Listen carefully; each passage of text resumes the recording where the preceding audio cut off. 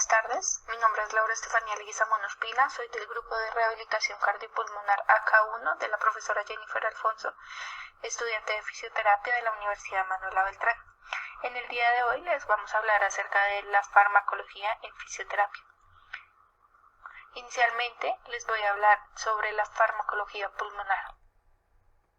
Trata síntomas ocasionados por enfermedades de curso crónico o evolutivas de crisis agudas, favorece el drenaje de secreciones, reduce los efectos nocivos del broncoespasmo. En fisioterapia, la acción inmediata de los fármacos administrados en vía inhalatoria lo que hacen es aumentar la eficiencia de técnicas ventilatorias y drenaje de secreciones.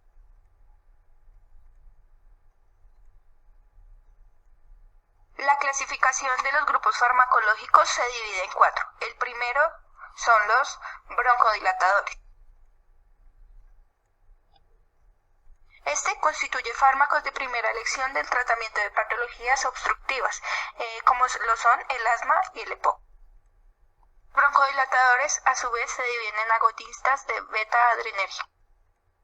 Estos actúan a través de la estimulación de los receptores beta-2 adrenérgicos, situados en el músculo liso branquial, consiguiendo relajación del mismo. De acuerdo a su estructura química, se dividen en 2. Los catecólicos, como lo son la adrenalina, y los no catecólicos, como lo son el salbutamol, terbutalina, salmeterol y formoterol. Estos últimos son los agonistas beta-adrenérgicos más utilizados en el tratamiento crónico y las interrecurrencias asmáticas agudas y en el EPOC. Acción farmacológica. La activación a nivel pulmonar tiene un rápido comienzo de acción, alcanzando un 70% de su efecto broncodilatador máximo a los 5 minutos de la inhalación. Existe una clasificación de acuerdo a su duración de efecto.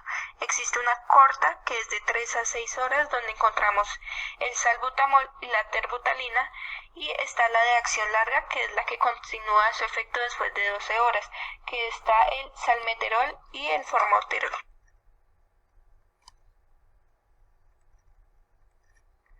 Mecanismo de acción. La acción de los agonistas beta-adrenérgicos lo que van a hacer es facilitar la unión entre la molécula guanosina trifosfato y la proteína G. Esto lo que va a hacer es activar la misma, incrementando a su vez la actividad de una adenilciclasa. Recordemos que la adenilciclasa es la enzima que cataliza la reacción que da lugar a la síntesis de adenosina monofosfato cíclico. Esta acumulación intracelular es el segundo mensajero que genera la activación de las quinasas. Lo que va a hacer es facilitar la fosforilación de diversas enzimas que median las respuestas características del estímulo receptor beta-2 adrenérgico. A continuación les diré las indicaciones de estos broncodilatadores. Generalmente se constituyen como primera línea en el tratamiento del asma y el EPOC. En la primera imagen que podemos observar es el tratamiento farmacológico del asma, en donde hay una progresión escalonada en cuanto a donde el paso 1 es el asma leve intermitente hasta el paso 5, que es el asma grave persistente. En la imagen 2 vemos las normas GOLD para el tratamiento del EPOC según el grado de severidad. Esto es tratamiento fundamental para el manejo de la enfermedad, siendo esto administrado a demanda y forma regular de acuerdo al estadio de la enfermedad, donde 0 es el riesgo de padecer EPOC y el cuarto es un EPOC muy severo.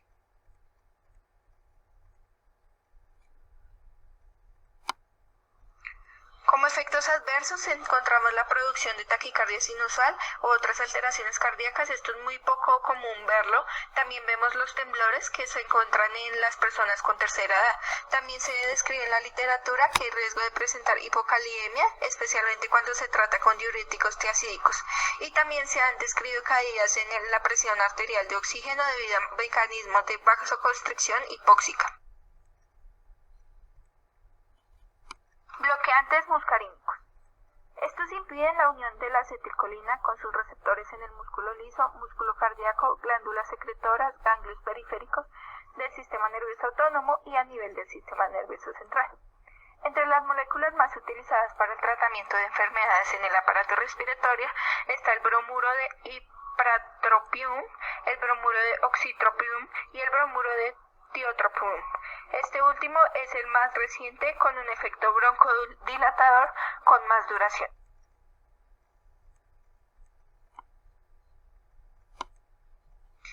Mecanismo de acción.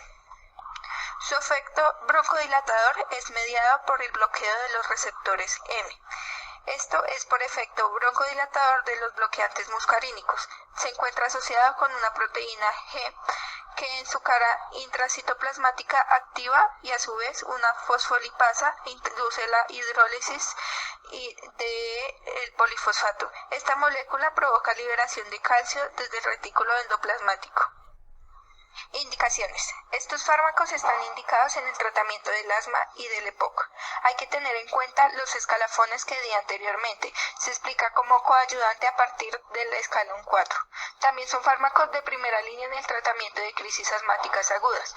En el manejo crónico únicamente del EPOC, los broncodilatadores de corta duración están indicados desde el estadio 1 en la escala de Gold que les mencioné anteriormente. Eso se asocia a un broncodilatador de larga duración a partir del estadio 2. Efectos adversos. En cuanto a los efectos adversos, estos fármacos son considerados altamente seguros debido a la poca absorción de los bloqueantes muscarínicos administrados por vía inhalatoria, lo que va a limitar las reacciones adversas. El efecto adverso más frecuente es la sequedad en la boca y el sabor amargo o metálico. Algunos pacientes han reportado un pequeño incremento en los eventos cerebrovasculares asociados, también como el glaucoma agudo, probablemente por la acción directa del fármaco sobre el globo ocular. Tercer y último grupo de los broncodilatadores son los inhibidores de la fosfodiesterasa. Entre las metilxantinas más utilizadas se encuentran la teofilina, teobromina y la cafeína. La primera de este grupo tiene la particularidad de presentar una escasa solubilidad, por lo cual se asocia frecuentemente con etilendiamina para formar antinolifilina.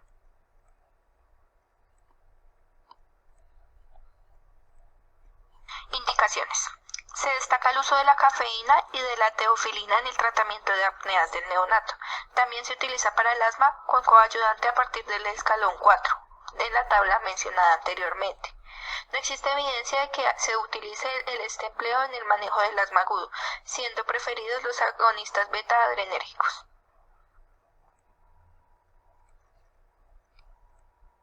Efectos adversos. En cuanto a los efectos adversos, se encuentran variados debido a la diversidad de tejidos potencialmente afectados. Entre esos efectos está el insomnio, la excitación psicomotriz, cefaleas que puede agravarse con delirio, vómito e incluso con convulsiones en caso de la persona con intoxicación. También otros efectos adversos frecuentes son la taquicardia sinusial con extrasístoles ventriculares.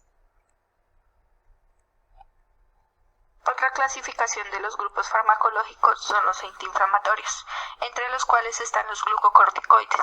Su acción antiinflamatoria actúa en función sobre el metabolismo de lípidos, glucósidos y proteínas, sobre el sistema cardiovascular, el sistema nervioso central, incluido el músculo esquelético, sistema hematopoyético y sistema inmune. Mecanismo de acción. Los glucocorticoides lo que van a hacer es atravesar la membrana citoplasmática y van a interactuar con receptores específicos ubicados en el citoplasma de distintas células diana. Esto va a producir un cambio en la conformación de los receptores, facilitando su translocación. A medida que pasa el tiempo, se van a observar unos cambios en la expresión genética y en la síntesis proteínica. También existirán efectos inmediatos que estarían mediados por la interacción de receptores ubicados en la membrana citoplasmática celular. Un mecanismo clave de acción es la inhibición de la respuesta inflamatoria. ¿Esto en qué va a radicar?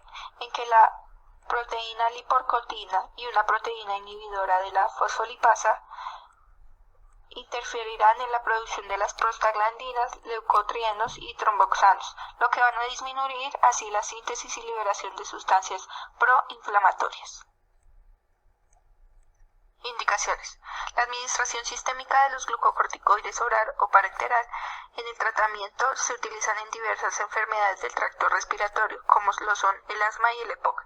También tiene diferentes usos, como la insuficiencia renal aguda o crónica, artritis reumatoide, enfermedades alérgicas como urticaria, edema angineurótico, enfermedades oculares como escleritis, epiescleritis, enfermedades en la piel como dermatitis, enfermedades del tracto como colitis ulcerativa y distintas usos terapéuticos. Efectos adversos. Debido a su extensa acción sobre diferentes tejidos del organismo, estos presentan efectos adversos diferentes.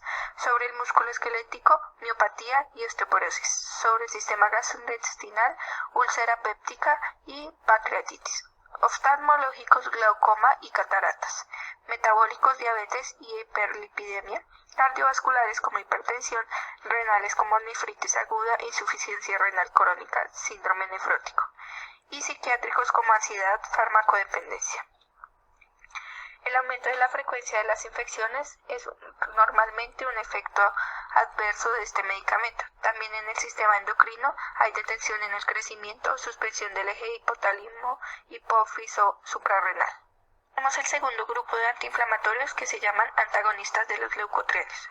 Este grupo ha sido introducido para el tratamiento del asma a fines de la década de 1990. Se incluye tanto inhibidores a nivel de síntesis de leucotrienos como Sileutón, como antagonistas de sus receptores como Zafirlukast y Montelukast. Esto lo que va a hacer es reducir la respuesta broncoconstrictora que tiene lugar ante la inhalación de aire frío, el ejercicio, la ingesta de aspirina, aunque tiene un escaso efecto en la vasoconstricción. Indicaciones. Estos medicamentos pueden ser útiles en pacientes que no pueden utilizar vía inhalatoria y quienes quieran beneficiarse de la administración oral. También pueden ser útiles para pacientes con rinitis alérgica concomitante o pacientes con asma asociada al ejercicio o al uso de aspirina. Efectos adversos. El Zafirlukast puede causar reacciones de hipersensibilidad, incluyendo urticaria, angioedema, sarpullido cutáneo. También se han descrito elevación de las transaminasas con estos medicamentos. Ha sido también descrito casos con eosinofilia pulmonar. El tercer grupo de los antiinflamatorios está el cromoglicato sódico y el nedocromil. Ambos fármacos tienen una utilidad como profilácticos en la prevención de la vasoconstricción. No son utilizados como agentes broncodilatadores. Mecanismo de acción. Este mecanismo aún es tema de debate. Se dice que tendrían un efecto estabilizante sobre la membrana plasmática de los mastrocitos. Existe evidencia de que inhiben algunos reflejos axonales locales y la actividad parasimpática al reducir la descarga de fibras irritadas o modulando la transmisión a nivel de ganglios parasimpáticos. Indicaciones. El cromoglicato sódicos también se utiliza en el tratamiento de rinitis alérgica. Ambos agentes pueden indicarse en el tratamiento del asma en el estadio 2 como alternativa a los glucocorticoides por vía inhalatoria a dosis baja. Efectos adversos. Estos fármacos son muy seguros. Tienen algunos efectos adversos graves como hipersensibilidad o eosinofilia pulmonar, pero esto es extremadamente raro. El tercer grupo de la clasificación de los fármacos son los antitusígenos. La administración de estos fármacos resulta de la inhibición de los reflejos tusígenos, ya sea por mecanismos centrales o periféricos. Mecanismo de acción. Su acción farmacológica se efectúa directamente sobre el centro de la tos, en el cerebro o sobre terminaciones nerviosas que se encuentran en los bronquios, que pueden ser derivados de opiáceos como la codeína o derivados no narcóticos como el dextrometatorfano. Los de acción periférica reducen la llegada de los estímulos actuando como analgésico suave sobre la mucosa respiratoria, modificando el flujo de viscosidad del líquido del tracto respiratorio. Pueden ser demulcentes que actúan formando una cubierta protectora. Indicaciones. Se indican en situaciones en donde la tos constituye una molestia para el paciente sin proporcionar ningún mecanismo protectivo de las vías aéreas. Efectos adversos. Los derivados de los opioides pueden acompañarse de somnolencia y estreñimiento. Y más raramente, en trastornos digestivos como náuseas, vómito o alteraciones del sistema nervioso central.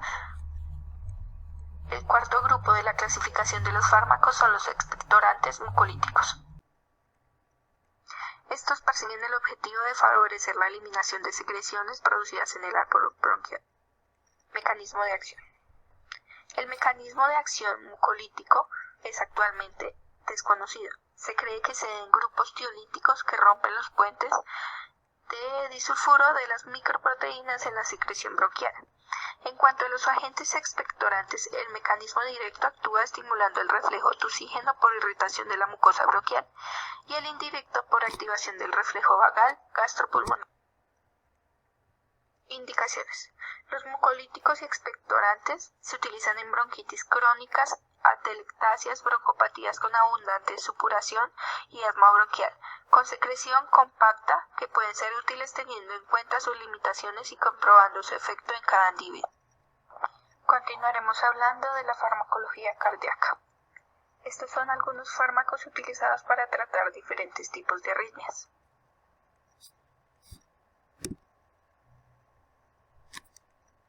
Los diuréticos ejercen su efecto antihipertensivo mayoritariamente a través de producir el aumento de la excreción renal del sodio y agua. Esto genera disminución en el volumen plasmático y de la carga cardíaca, disminución de sodio que tiene efectos sobre la mejoría de la hipertensión. Los medicamentos más utilizados para esta patología son las tiazidas. Estos diuréticos actúan en el túbulo distal como mecanismo de acción en la nefrona, inhibiendo la reabsorción de sodio y cloro que se traduce en un aumento de la excreción de sodio y agua. Un efecto secundario es la pérdida de potasio, en lo que estos medicamentos en algunas ocasiones es necesario suministrar suplementos de este ion. Cuanto a la administración para el tratamiento de la hipertensión es de manera oral. Para adultos se recomienda una dosis de 12.5 a 25 miligramos una vez al día. Puede aumentarse hasta 50 miligramos al día en una o dos administraciones. En ancianos usan la dosis de adultos, aunque las personas de tercera edad pueden ser más sensibles a los efectos. Los niños e infantes de mayor a 6 meses, la dosis recomendada es de 2 miligramos kilogramos al día. En los infantes menores a 6 meses y neonatos es de 2 a 4 miligramos kilogramos al día.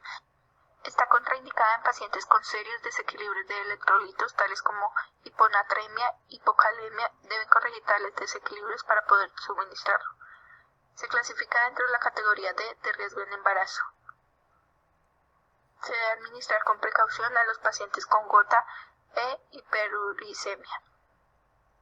Se debe evitar el uso en neonatos con ictericia debido a que la hiperbilirrubemia inducida por las tiazidas es más frecuente en estos niños. En cuanto a los fármacos que actúan a través del sistema nervioso autónomo, encontramos los bloqueantes beta-adrenérgicos. Estos fármacos disminuyen la frecuencia cardíaca y la fuerza de contracción sin provocar cambios en la presión sanguínea. El uso crónico produce reducción de la presión arterial con una disminución de la resistencia vascular periférica. Sin embargo, el mecanismo exacto es desconocido. Los beta-bloqueantes están contraindicados en los pacientes con insuficiencia cardíaca, antagonizan los mecanismos compensatorios y puede provocar un empeoramiento de la enfermedad. En los pacientes con asma o en enfermedades obstructivas de las vías respiratorias, ya que pueden inducir la vasoconstricción. Los diferentes beta-bloqueadores tienen distintos efectos sobre los receptores beta-1 y beta-2. Los más utilizados son bisoprolol, practolol, atenolol y metoprolol, en este orden de selectividad. En la siguiente tabla encontraremos los parámetros farmacocinéticos y farmacodinámicos de los beta-bloqueadores, encontrando el rango de dosis aplicado en cada uno de los beta-bloqueadores. En la siguiente tabla muchos fármacos antihipertensivos actúan de forma directa provocando vasodilatación arterial. Entre esos están los antagonistas de los canales de calcio. Mecanismo de acción. Inhiben la entrada de calcio en las células de la musculatura lisa de los vasos sanguíneos, traduciéndose en una vasodilatación. Como antihipertensivos se utilizan los marcos como nifedipino, amlodipino, felodipino y isradipino. Reacciones adversas. Las más habituales están relacionadas con su efecto vasodilatador, que son cefalea, rubor, edemas periféricos. El nefrinepino es la formulación convencional, comprimido y cápsula. Se ha asociado con deterioro en la función cardíaca en pacientes con insuficiencia cardíaca. Dentro de los fármacos que actúan a través del sistema renina-angiotensina tenemos los inhibidores del sistema convertidor de la angiotensina. Estos fármacos lo que causan es una reducción en la producción de angiotensina 2, acumulación de bradicininas, que son potentes vasodilatadores. La disminución de la angiotensina 2 produce disminución de la aldosterona, por lo que se reduce la retención de sodio y agua. Los efectos terapéuticos de esto influyen en hipertensión, insuficiencia cardíaca y derivan su efecto vasodilatador periférico. Son fármacos bastante seguros, con pocas reacciones adversas, de las que destacan hipopotasemia, trastornos del gusto y tos. Unos de estos fármacos son captoprilo, enalaprilo, lisinoprilo, quinaraprilo, ramiprilo.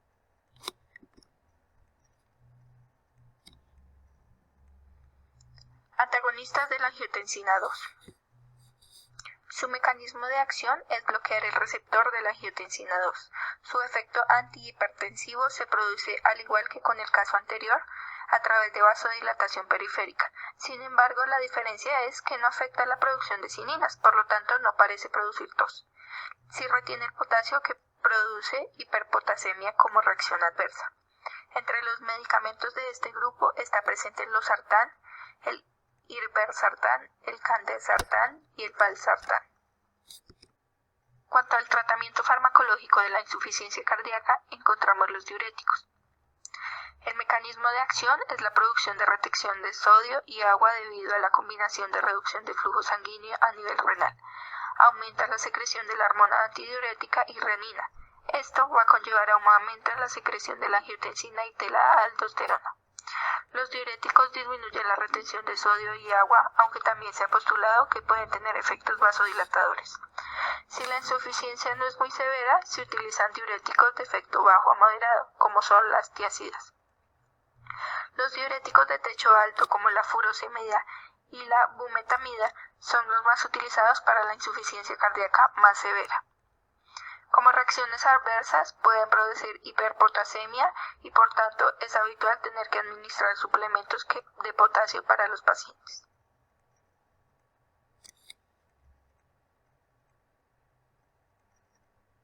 Fármacos inótropos positivos. Mecanismo de acción. Los fármacos inótropos positivos aumentan la fuerza de contracción del corazón, produce aumento del rendimiento cardíaco. Encontramos los glucósidos cardiotónicos. Estos producen un efecto a través del bloqueo de la bomba sodio-potasio de las células musculares cardíacas. Cuando tenemos la digoxina, que es un glucósido cardiotónico, es ampliamente utilizado. Se utiliza por vía intravenosa o oral. Son fármacos de margen terapéutico estrecho, por lo cual los niveles plasmáticos elevados se traducen en toxicidad. Las reacciones adversas relacionadas con cada dosis incluyen anorexia, náuseas, vómito, diarrea, confusión, trastornos psiquiátricos. También pueden producir arritmias cardíacas que pueden desembocar en un bloqueo auriculoventricular. Hay diversos factores que constituyen la aparición y gravedad de las reacciones adversas: hipopotasemia, acidosis e hipoxia y la edad. Diversos estudios han demostrado que los glucósidos cardiotónicos, aunque mejoran los síntomas y la calidad de vida del paciente, no reducen la mortalidad a lo largo plazo. En cuanto a los vasodilatadores, los IECA, mecanismo de acción, disminuyen la producción de angiotensina 2 y tienen efectos vasodilatadores. Reducen la producción de aldosterona, con lo cual disminuye la retención de sodio y agua como consecuencia de la carga cardíaca. Esta disminuye. Actualmente se consideran fármacos de primera elección en la insuficiencia cardíaca.